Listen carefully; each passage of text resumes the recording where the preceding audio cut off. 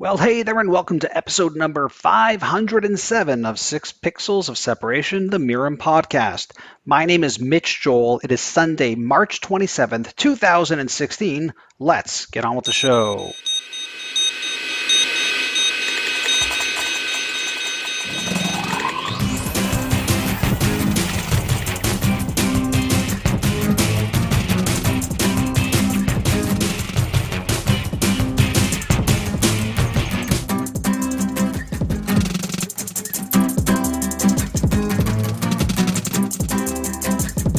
So, who are you and what do you do? I am Jay Baer, president of Convince and Convert, keynote speaker, author, blogger, podcaster. Got a new book called Hug Your Haters. That's great. It's funny, as you were saying that, I'm just laughing because we're part of a private Facebook group. And I don't know if you saw this, but somebody yesterday asked, how do you introduce yourself? When someone asks you, do you name your company? Do you say you're an author? Do you say you're a speaker? So I'm like listening to you rattle off going, okay, I see what Jay does. I see how he does. Well, I actually, it's funny you said that. I'm in a mastermind with some guys who are professional speakers, and we've had that conversation in the past. And I always say that I'm the president of Convince and Convert because that's the only real asset I have. Like, right. Yeah, I'm a speaker and a blogger and a podcaster and all those things, but I have a corporation, right? And so I always feel like that should be the lead sled dog, that Convince and Convert really is what I do. The other things are just kind of what I do on the side. So, it's taken me a while to kind of think through all those issues too. Is it what you do on the side? Because I mean, look, my model has always been, before we were Mirum, we were Twist Image, has always been that I speak and I write and I create all this stuff to build equity in what was Twist Image. And again, we wound up selling it to WPP and changing it to Mirum, and I still do it for Mirum to grow because now it's only a year that Mirum is out. I need to grow that brand. I actually always looked at it like my structure was always the company. So like Convince and Convert is on top, and Convince and Convert manages a bunch of brands. One of them is this Jay Baer speaking thing. One of them is the books. One of them is your content. Yeah. Like that's always been the hierarchy that I've used. Yeah, absolutely. That's exactly how I think about it. Speaking is about a third of our business. That's great. New book, Hug Your Haters. Yes, sir. What's going on? You've gone all customer service on me. That's like when someone's in rock and roll and they turn country. You've got this is like my Bob Dylan moment. Exactly. This is my Bob Dylan goes electric moment. Well, here's the thing, Mitch. I realized that customer service is being disrupted in the exact same ways and for the exact same reasons that marketing has been disrupted. And in the consulting side of my business, we're working with all these big brands and they're struggling with customer service because it's so much in public now and it's instant and all this channel proliferation. And they're just not nearly as good at it as you might think. And then meanwhile, you've got all these tales, some anecdotal, some research-based, of consumers that struggle with working with companies in this sort of new customer service as a spectator sport environment. And so the more I looked at it, the more I realized like there's a real need here to kind of get some clarity around it. And as you know, unlike most business books, including business books written by you and me, that are essentially, I have an idea, you should trust me that this is right. I actually grounded this book in a ton of research led by our mutual friend, Tom Webster. And so I had a thesis and we went out and researched it and actually somewhat unusually proved a different thesis. This book is not the book I set out to write. It's a totally different book based on what the research told us. Okay, so hold on. What did you want to write? And then what happened? I wanted to write is what I thought was true. I believed my original premise was that speed is the key differentiator now. That the best thing you can do in business right now is to be fast, answer fast, listen fast, react fast, email fast, pick up the phone fast, etc. And so I commissioned Edison Research to test that. And what we discovered was that isn't the most important thing. Speed is important, no question about it. But the most important thing, Mitch, is just showing up. What we discovered is that this huge swath of customers, especially those who have negative feedback and complaints, are not being answered at all. 1/3 of all customer complaints are never answered. And there's this tremendous opportunity for business to just be more responsive, not necessarily more responsive, more fast, but just to answer more customers. And so I set out to write a book that might have been called something like 43 minutes. And that's the response time you have to have. Instead, I ended up writing a book called Hug Your Haters, which really is the title for just show up and answer everybody. So break this down a little bit for me, and I'm asking this in a way where I'm not trying to be facetious. I'm serious. Is there a correlation between people who beat that 1/3 and their success versus people who just don't care? Brands?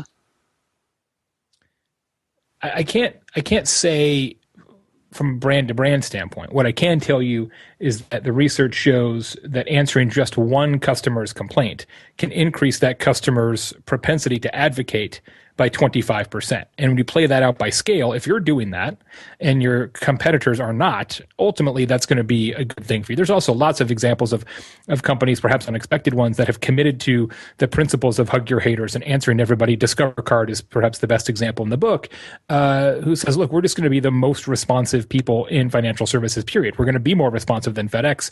We're going to be more, or Amex, I should say. We're going to be more responsive than Visa or MasterCard or any of these guys. That's going to be our differentiator. In addition to the cash back thing, our thing is going to be, we're going to be the best at customer service. And they've been on a nice trajectory since they made that commitment. Is that causation? No. Is the correlation? Is it suspicious? I say yes. That's a good way to play. But the reason is the sort of logic that I'm trying to understand in terms of looking at this is it's scale, right? So what happens in a public forum, which we've seen happen, I think, tremendously in the past 10 years, is the proliferation of people's abilities to, in an easier and easier way, complain. And obviously, it's the classic. I mean, I know I think you love Comedians in Cars Getting Coffee. Do you watch that at all, or no?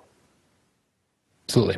Okay, so you know, Will Ferrell was on, and he was talking about. There's a great segment in there where he's talking about, you know, when they do the movie and they have the audience watch it, and then they, you know, he does this impersonation of the guy who's moderating the whole. So what did you think? And it's hilarious. But he gets into this part where it's really relevant to the stuff we're talking about, because it's like, well, what didn't you like? And it's like, of course, if you ask them what didn't they like, they're going to start unloading on you. Yes, and yes. They do, and it's hilarious, and it's a funny thing. But as he was saying that, I was like, it's true. Like when the platform makes it so easy and intuitive to complain, and I think Twitter is actually a great example of that, that you wind up having this, and that I don't know where I sit. I don't know if that, like, maybe it's extremely costly to try and get three-thirds or one of all of them to be responded to, and they're really only responding to the ones that are what I'll put in air quotes as valid. Well, I think it's difficult to decide what is valid from afar in some cases, but I know what you're saying. There is no doubt there's a cost to this. There's a whole section in the book called Big Butts, the 5 reasons why people don't do this. And we talk about the resource requirements to do this well. But here's the thing, right? We spend globally each year about $500 billion on marketing and about $9 billion a year on customer service. That doesn't actually make a lot of sense when you understand the value of customer retention. We probably are too quick to fill that leaky bucket, assuming that we can just replace that customer who has gone away because we weren't as responsive as we could have been. We probably don't spend enough time and enough resources on customer service. And the nice thing is, this shift toward online customer service, toward public customer service, has 2 benefits. If you're really good at it, it's great that it's public because everybody can see that you're good at it. If you're awesome at answering the phone, nobody knows that. If you're awesome at answering Facebook, everybody knows that. So that's an advantage for companies that Is that true though, Jay? Like, I want to break it up though. Is that true though? Because how is that the case? If I'm not following that brand as a general public, I don't know. And even if I am following that brand, especially on Facebook, I may not see an interaction they had with Jay Baer who was upset with them. I mean, how do you think about Starbucks yesterday or 2 days ago rolled out their new loyalty program and said, hey, we're changing the way stars are accumulated. And they had some 6,000 comments on that one post. And answered almost every one of those people individually and very humanely, and I think in a really best practice kind of way. Now, did everybody see that? No, but a lot more people saw that than the people who called in. That's interesting, yeah, because my perspective on it would have been like, yeah, they were being responsive because it actually broke in the mass media and people were talking about it, so they had a voice and a platform to do it. But had you not said that, and I loved that brand, I don't know if I would have even known that.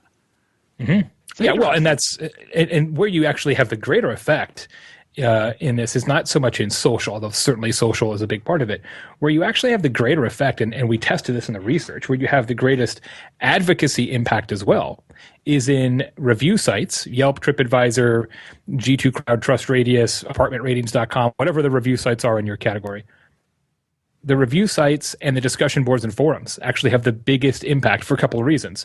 One, people don't expect brands to answer there because in many cases they simply do not. So if they do, you're like, wow, I can't believe you actually responded to me. And 2, the atomic half-life of a TripAdvisor review or of a forum post is essentially infinite.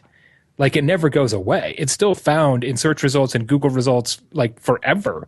And so the multiplier effect potentially of the people who see that is far beyond the one person that you answer the question to. You really are at that point communicating to a larger audience that could be tuning in 6, 8, 12, 24 months down the line.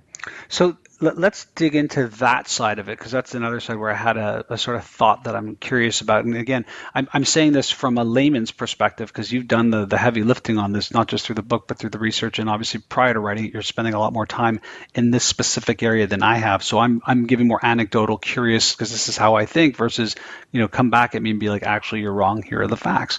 When I think of something like Yelp, what I think of is, like, I always tell people, like, Yelp, 76%. The worst number ever. It's like there's so many reviews at scale in there that you actually don't know whether to make heads or tails of anything, because it just sort of, like, there's so many reviews, it goes to like this sort of strange median. On the other side of that too, what I see, and again, purely anecdotal, is someone's dumping on a hotel, and it's like, it feels to me like it's this copy and paste response that I always see. Yeah. Dear Jay, it is disturbing to hear that you had such an unkindly experience at our hotel. Please be advised that our manager, Mitch Joel, will be reaching out to you to discuss. And so I look at those two things, the sort of medium of all these mass reviews where, like, I can't make heads or tails because I don't know any of these people and they're so big at scale, plus the fact that a lot of the answers I see back are typically what I would call, and maybe I'm just a more sophisticated person because I know marketing and media, almost like pandering. Like, not really, not real resolution, not real problem, or look how humane. It just looks like, okay. Let me take both of those. So on the review side, they actually have a tremendous impact on buying preference, at least in the U.S., maybe different in Canada, but in the U.S., 80% of Americans trust online ratings and reviews as much as they trust recommendations from people they know. So even though there's a lot of reviews in there, the average star rating, the reviews that you may read actually does move the needle on a lot of purchases, not just in Yelp and TripAdvisor, but even on reviews on your own site using Bazaar Voice or some sort of plugin, obviously Amazon reviews, everything else. So it has a huge driver. Now, you may be savvy enough to think, I don't really care what somebody I don't know says. You may be in the 20% who doesn't believe in ratings and reviews, but on the whole, they drive a tremendous amount of purchase consideration. Sorry, just before you go there, it was more in terms of, because there's so many, that I find the review rating winds up being like right in the middle. Like, it doesn't, you know what I mean? Like, it's not like there's 50 that are giving it a 5-star and 2 that are giving it a 1. It's like I'm always in this 3.5 place where I'm like, oh, this isn't helping me, because there's so many. Exactly. And what you're starting to see, the folks at Yelp have talked about this a little bit, how because of that, everything kind of finds a natural mean, right, that people are starting to read the text of reviews more than they used to, because they can't rely on the stars, which I think is pretty fascinating. And now go back to the other issue. On the other issue about copy and paste, you're exactly right. In fact, I addressed it head on in the book.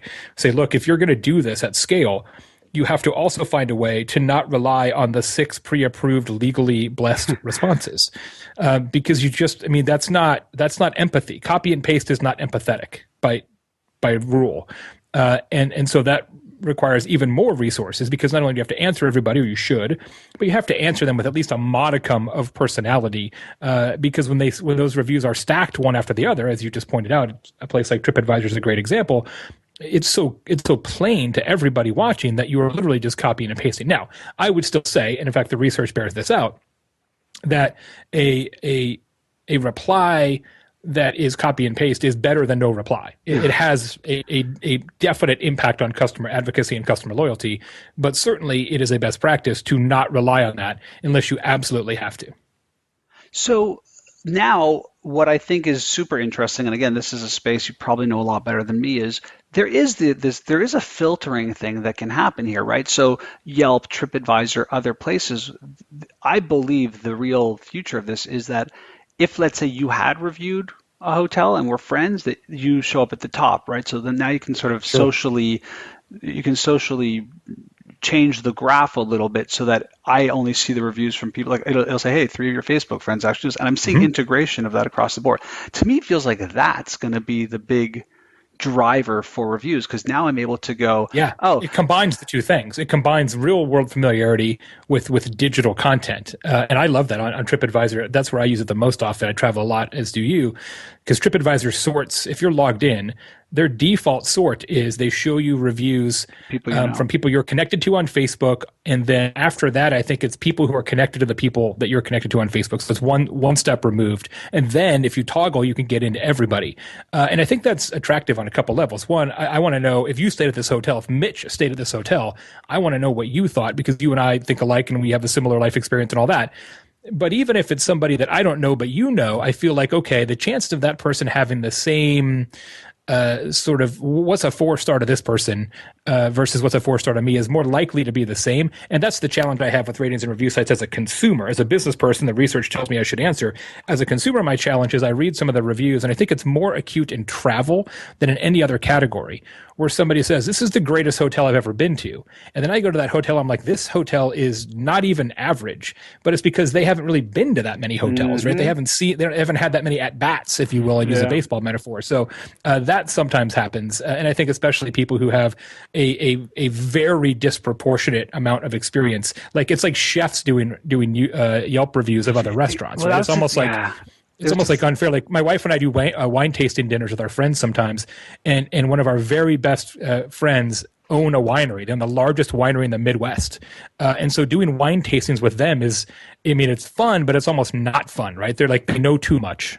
Yeah, so this is like where I was going to, because one of the data points I used back in the early days of 6 Pixels, and then in the book, so we're talking 2006, 2007, I was very involved with Bazaar Voice early days, and they had this piece of data that said that a negative review converts more effectively to a sale than a positive review. And I was always sort of stumped by it, but if you dig into it, it makes a lot of sense, right? My reason for not liking it may be the exact reason why you would want to buy it. You know, I'm a professional photographer and I want to have all this sort of manual manipulation of this camera, and it doesn't have that. And you're like, hey, I just want to like shoot pictures of my kid in the backyard. I don't want to think, right? So it's like I could see how that worked. And then the next iteration is exactly where you're going, where I call it trust the taste. So now if I say, hey, I'm in New York and I want a great restaurant to go to, and Jay Baer comes back and says, oh, you got to try this sushi place, I'd probably be more inclined because I know you and I know your taste, versus someone who comes back who might not have the experience and says, hey, there's a good TGIF, not that that's bad, but let's just say in Times Square, it's real simple, family fun, not what I'm looking for. And so the other part of this whole thing with hugging your haters and dealing with people is that there's a semantic part of this that I feel like gets brushed under the carpet a lot, which is that nuanced thing of not just what the person is saying, but who is saying it. Scale for larger brands. That's why I think it's really important. And I cover this a little bit in the book, not exhaustively because it's out of date in 2 seconds, as you know, but it really is important to use some semantic mining software to kind of make some sense of that. It's not so much about what an individual says. Obviously, we want to try and make that person happy. But if you're going to try and pull lessons out of the data, you really do have to look at it aggregate and start to study patterns and say, look, a bunch of people are saying the same thing. Where there's smoke, there's fire. There's an example I talk about in the book from Le Pain Quotidien, which is the chain of bakeries and cafes, and they were using some software and started to see like this pattern of complaints about their lemonade, which was weird to them because they're known to have good lemonade. And so it kind of triggered a flag, and they looked at it and they realized after doing some internal checking that 3 or 4 of the chefs in a particular geographic region had somehow gotten confused and were using an old recipe. And it caused like all this customer consternation. But you never, if you're just looking at reviews one at a time, you'd probably never see that pattern. But when you dump all that data into one software package and say, show me patterns, it starts to make a little more sense. Sometimes it's sort of a kaleidoscopic fashion. So if that's the case, and if we're going to follow the steps that you're proposing to do this in a way where you're going to hopefully hug those haters and turn them into customers, how do you move businesses away from what I would call the script? So the script was something that I used on telephone. It was something maybe I used on video. And now again, I'm seeing this script as we discussed online for sure. Like if it's this, move them from DM over to customer service, like that sort of very similar process. Are you saying dump the script? You have to have internal processes. and procedures that you're going to follow. Otherwise, the whole thing just descends into madness. You have to have a game plan. Now, whether that's a script or not, I think that might just be a matter of semantics. But what you don't want to do is say, in this exact scenario, we do this exact thing, because by definition, then you're not treating each customer as a human being. You're treating them as a data point in a spreadsheet. I'll give you an example of the difference. So Delta Airlines has a program where they train all of their gate agents and ground crew, anybody who interacts with customers in the real world, to be present. And so, of course, they have a script. Of course, they have policies. Of course, they have procedures. They know how to handle certain situations. But on top of that, they say, you must always be vigilant about being present. And the way they do that is they test people and they retest them and retrain them all the time, which is they make them repeat actual facts and figures and things about the last 3 people they talked to. So if they can't say Mitch Joel is an incredibly handsome, bald Canadian, and they talked to you 3 customers ago, they're not being present. That's how they make sure they have a quote-unquote script, but that doesn't feel like a script. So do you think that there's going to be this sort of strange evolution where we're going to go from, what I would call, and you're familiar with this because you travel a lot as I do, this customer service world to the ideal place of more like a concierge world, or is that completely not scalable and that's still sort of the 1 or 5%? It's pretty difficult to scale that, but in some businesses, depending on your lifetime value of a customer, it may be exactly what you want. At least here in the US, you think about the new Concierge Medicine, where you've got physicians who say, look, I'm not going to use the regular medical circumstances and billing processes that are so common in the US. Instead, I'm going to have 200 patients who pay me a bunch of money, and I'm their guy, and I'm making house calls and all the things that used to happen in the 1950s and 60s. I'm going back to the future. That's a real business, and lots of family physicians and internal medicine specialists are going that route because they figure, look, let's deliver a better customer experience. And a lot of this boils down to, Mitch, that people will pay for a better customer experience. So I'm curious about, we talked about Tom Webster, works at Edison Research, and we're all super close, the 3 of us, and we know each other really well. When you were going through it, you're still creating a framework of what you want to set up, right? Not what you want the research to tell you, because that's not fair, but I guess you're directing it in the way of around customer service, how people respond. You talked about how it changed from being what you thought would be how they respond fast to actually just showing up and being present. Yep. Was there anything else that you were like, oh man, I was really hoping to write this, but we're sort of in this world now, and because sometimes I see data and I'm like, regardless of what the data says, not that I can't believe it, but I'm like, I don't want to deal with it. Yeah, we got a lot of amazing stuff. There's a ton of data in the book, but there's literally hundreds and hundreds of pages of extra research. Some of it that I've packaged together in free bonus stuff that people can get from me. Some of it we're using for media and PR. But it is remarkable how well Tom and his team were able to really spotlight the impact of answering a complaint. If somebody complains on the phone and you answer it, what happens? If you don't answer it, what happens? If they complain in Facebook, what happens? If you don't answer it, what happens? Et cetera, et cetera. It's really quite detailed. The 2 other things that I think are pretty fascinating for you is that, and you mentioned at the outset, social media increases complaint frequency.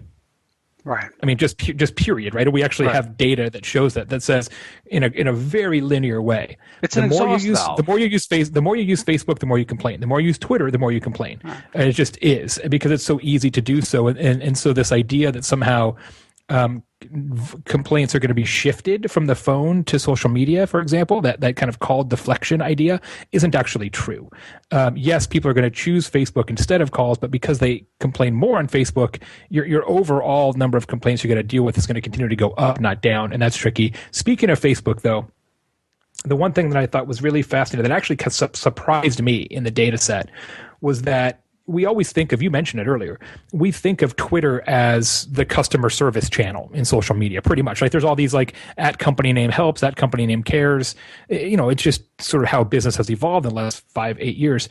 But according to the research, there's 71% of all the complaints in social are on Facebook, and only 17% are on Twitter. which surprised me when you start thinking about the relative size of their audience. Maybe it shouldn't have, but at least it surprised me how much the common man, the large group of all consumers out there, rely on Facebook more so than Twitter to express their displeasure. And again, what's interesting about that is sort of like we discussed before, is I don't know how apt any customer who's even liked the brand would ever even see that complaint unless they proactively went to the page, which I don't think people do. I think people live in their feed. So like you don't even, while it's part of this public discourse, it's not really all that findable or even searchable because no one's looking really. That's the hard part for brands, is that the more you get Facebook chatter, the harder it is to find it because of the nature of the API and it not being public. However, even since I finished writing the book, there's been some significant moves by Facebook to turn Messenger into even more of a viable customer service platform. Same thing with Twitter. Twitter's rolled out some great new features recently for customer service, including the ability to request a DM from inside a regular tweet, some other great things. So both platforms are starting to get real serious about saying, hey, we want to be good stewards of the customer experience on our channels. So we've been talking about, Facebook and Twitter, and we haven't chatted in a while about it. I'm curious, how do you see those two platforms? It feels like a bit like an X in terms of one company's line is going from bottom to the top, the other one's going from top down to the bottom a little bit. Yep. How do you feel about it? I mean, you're a guy like me. We sort of live and breathe in these ecosystems, and I'm sitting here going, I've got 66,000 people on my Twitter account with a verified account, and I don't know if anybody sees anything anymore. Yeah, it's tricky. I've written about this a fair bit. I feel like Twitter's biggest problem is that they're trying to be Facebook, and every time they add features to be more like Facebook, it actually reduces the need to use it, right? It wipes away their differentiation, doesn't create differentiation. And frankly, I think Twitter's biggest problem is that it's a public company. They have so much VC and such an aggressive investment pool that they're always constantly being pushed to somehow catch Facebook instead of, in terms of user growth, catch Facebook in terms of overall user base, catch Facebook in terms of ad revenue growth. And I think to some degree it's an unfair comparison. I think the best thing that could ever happen to Twitter, and frankly, as a user, I hope it does happen, is some sort of private equity buyout, take them back private so that they can focus on being the best possible service and not worry as much about what the street thinks about them versus Facebook. I think it's actually poisoning their product. I'll pile on to that. I think also from my perspective, what I'm seeing is there's a simplicity of Twitter, which is very much created and driven by the SMS texting and the growth of popularity of that in the US, North America. It was dominant in Asia and parts of Europe, and it really didn't catch on. I mean, it wasn't that long ago where we didn't have interoperability for SMS and texting. People forget this, right? Right. And the limitation of 140 characters, people always ask about, is because that was a limitation of what you could send in an SMS text-based message. So that was the core of what it was. And people forget that, but it's true. And while people figured out things like hashtags and @signs to create a form of communicating, within that there was an evolution of technology. And when I look at that comparison, I completely agree with you, Jay, as to what's happening. I would also say that Facebook, because of the nature of it, was able to be highly visual images, and now look at the dominance of video. It's absolutely live now, scary. Facebook Live video, and then live, and what's happening is something that you and I know as writers intuitively is nobody wants to read. And we used text, we used these channels because they were the ones that were available to us. But as they get more easier to media use, and what I mean by media use is I think there's a level of complexity between text to images to audio to video, and we've transcended that Twitter has a small text-based feature in a very video live rich world.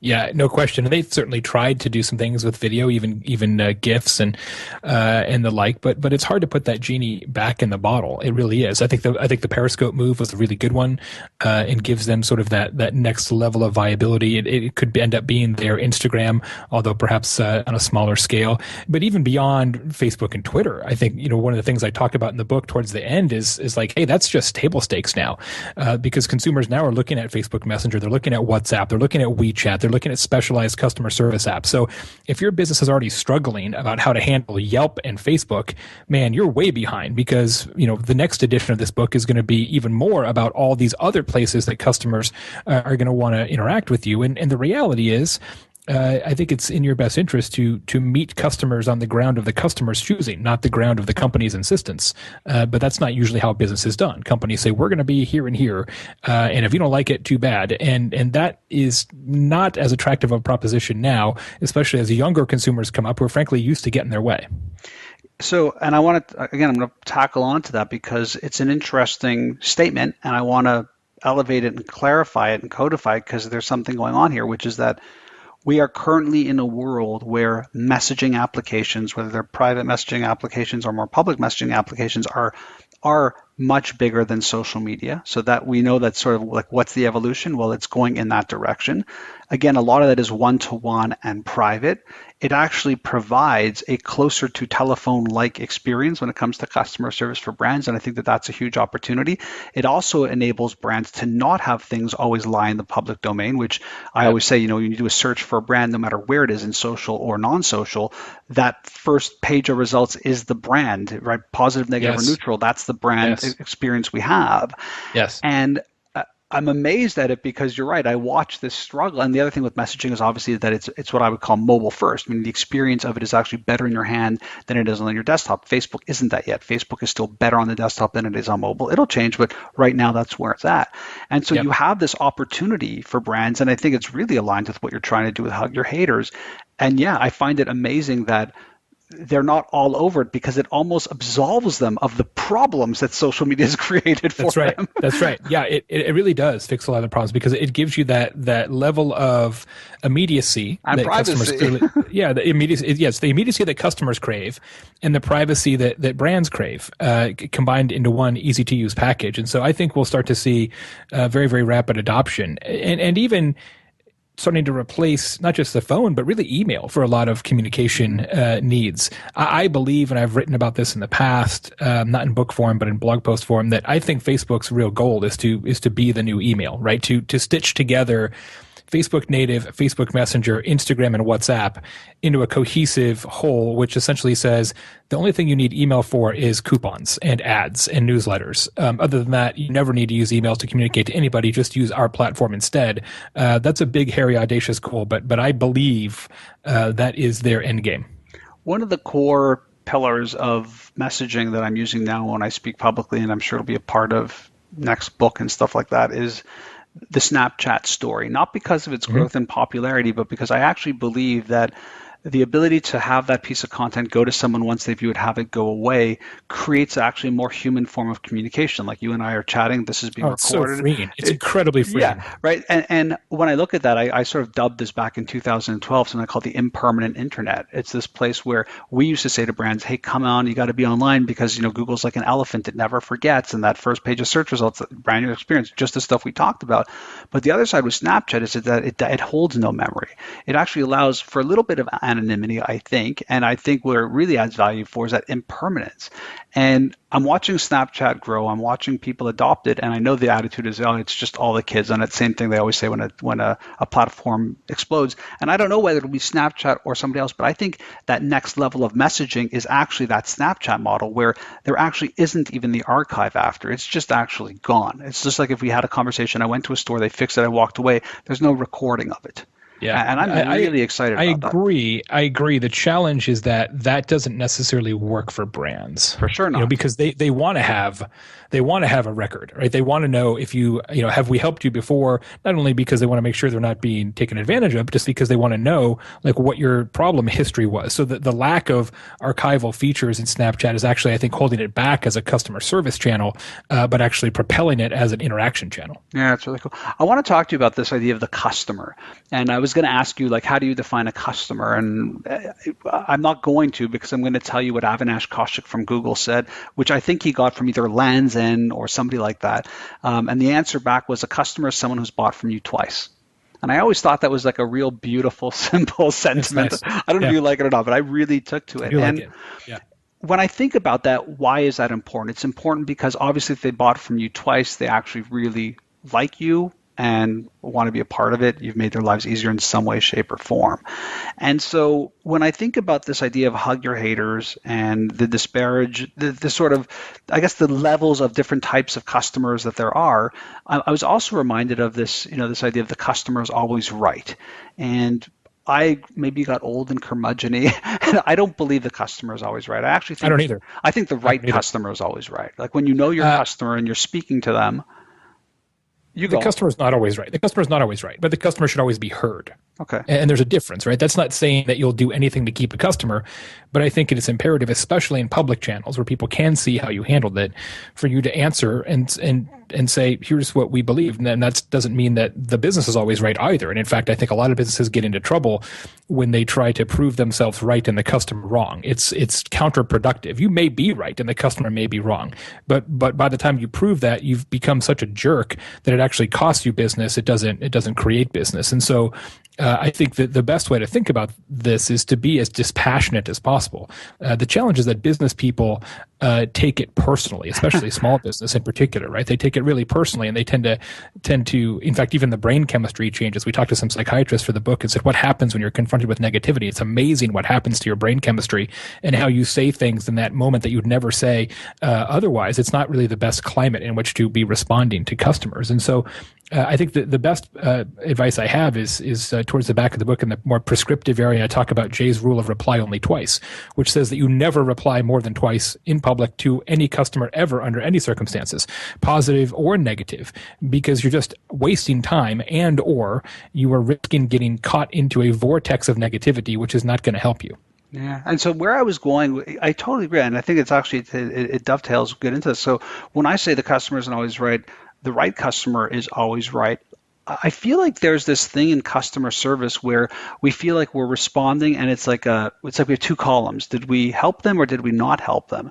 And I feel like when we look at it from that, we have to like almost like zoom out, get to 30,000 feet, and realize part of the way you win at customer service is actually really knowing who your customer is. And I don't mean knowing like Jay lives here and he likes, that's not what I mean. I actually mean that what we sell, this is the type of customer we do really, really well with. The example I love is we had got pulled into a large financial institution on the insurance side, and they were showing us all of these crazy complaints.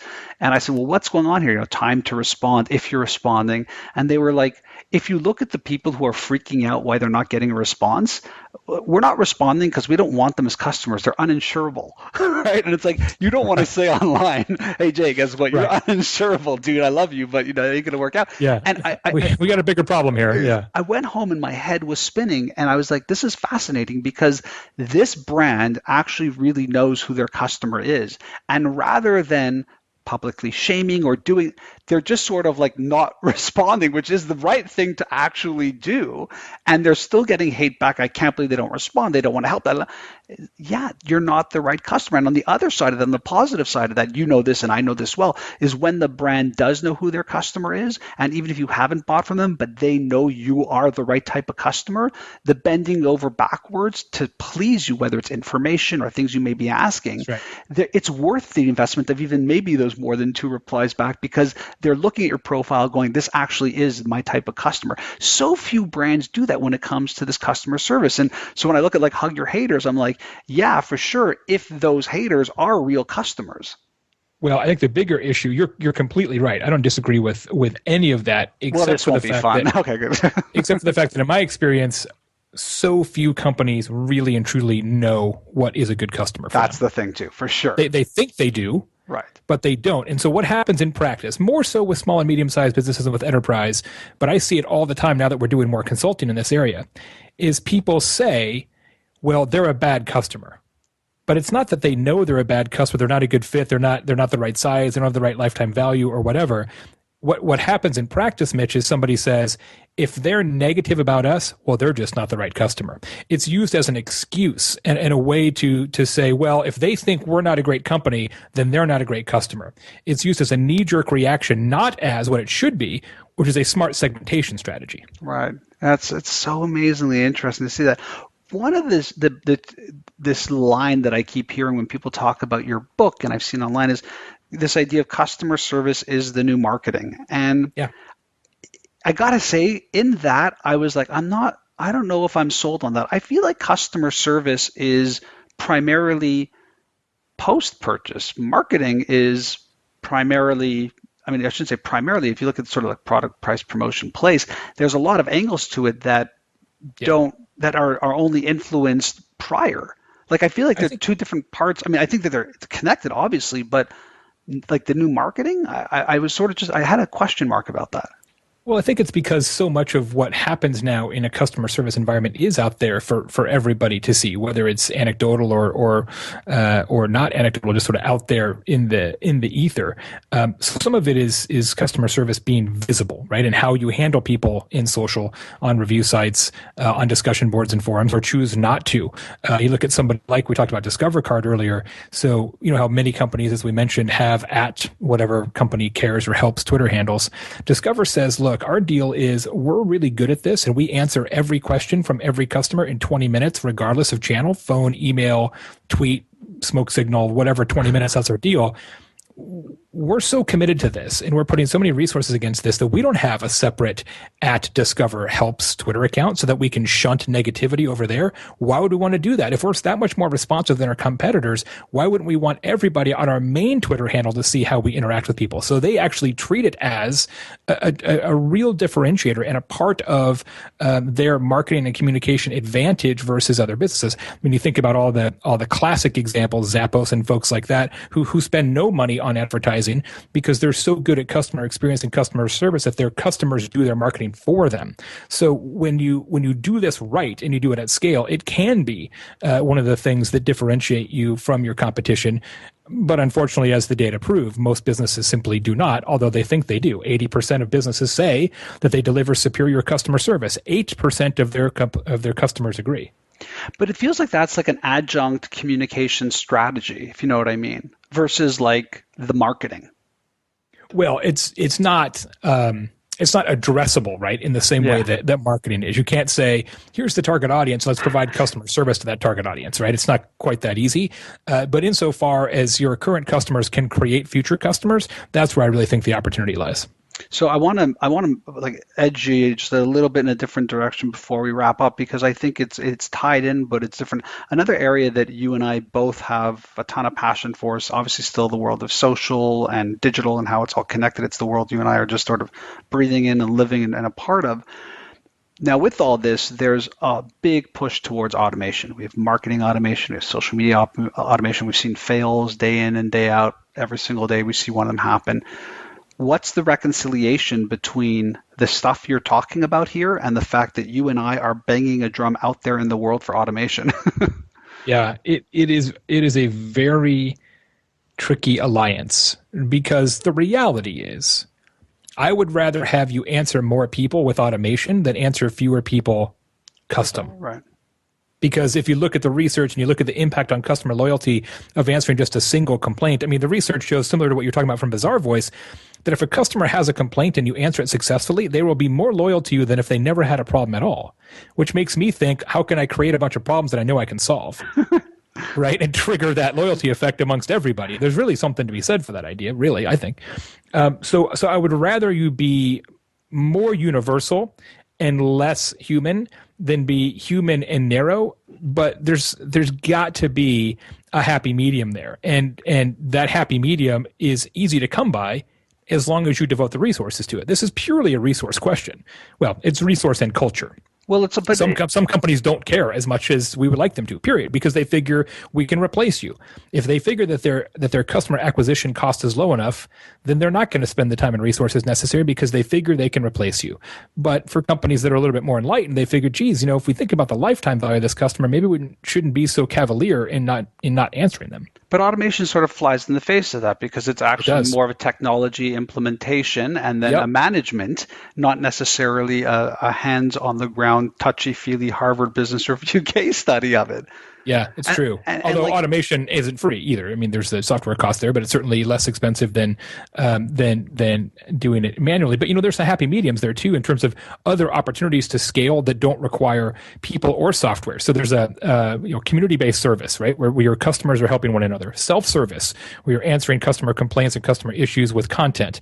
And even, do you know the company Needle? You know those guys? I've heard of it, yeah, for sure. But it's amazing for those who don't know, for sure. So Needle, they really don't get a lot of press, which is weird because I think it's so fantastic. So Needle's a company that takes your customers figures out which of your customers are like super fan advocates and also which ones really know a ton about your product or your category.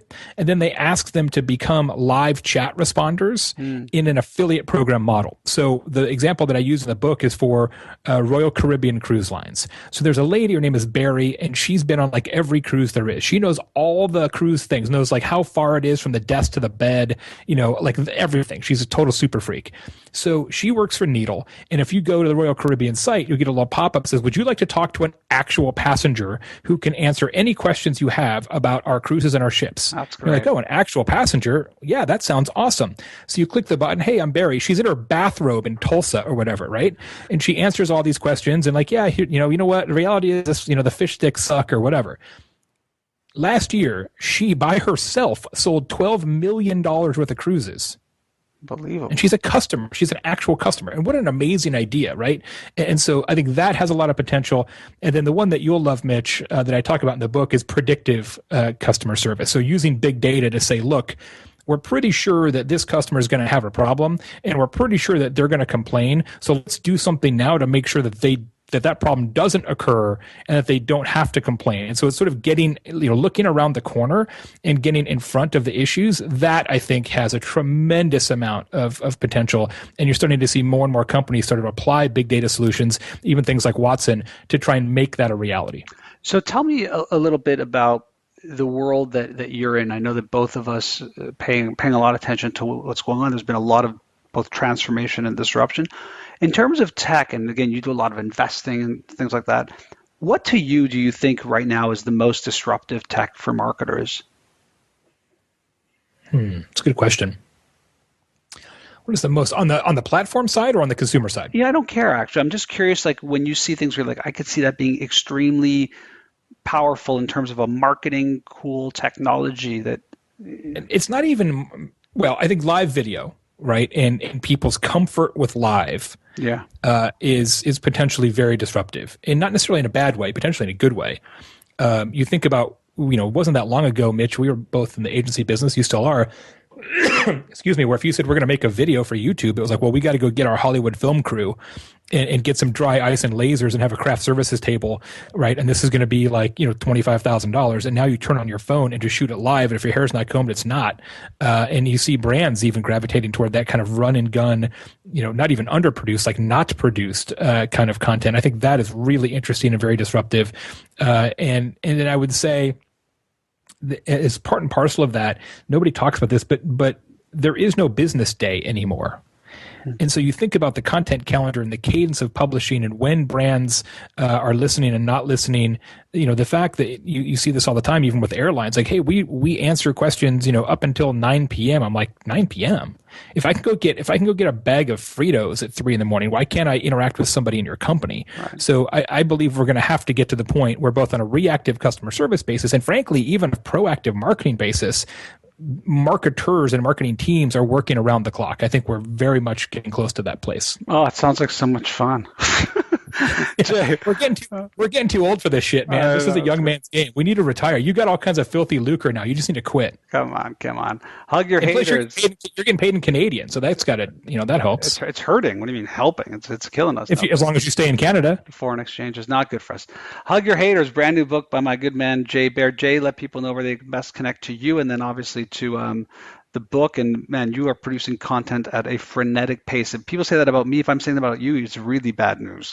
Yeah, we just launched our 6th weekly podcast at Convince and Convert. So a brand new show called Influence Pros, which is all about influencer marketing. We're really happy with that show. It's been a terrific launch. So convinceandconvert.com is our main site. We have 12 weekly blog posts, 6 weekly podcasts, as I just mentioned.